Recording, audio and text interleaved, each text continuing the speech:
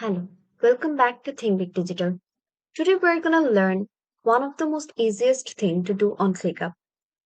Clickup is a collaboration project and management tool that brings teams, tasks, and tools together.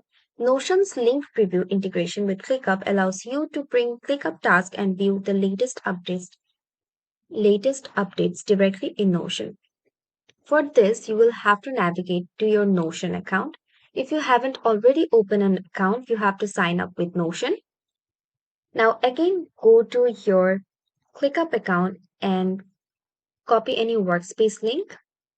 Then navigate to your Notion account and paste any ClickUp link into Notion.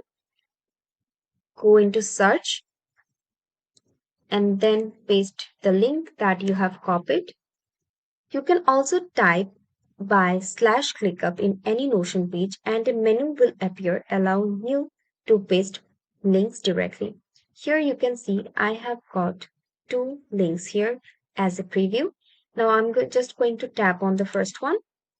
And as you can see, the folder getting started with documents has opened into Notion.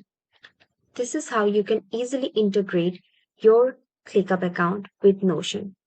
That's it for today. If you like this video, please share and subscribe. We will see you in the next tutorial.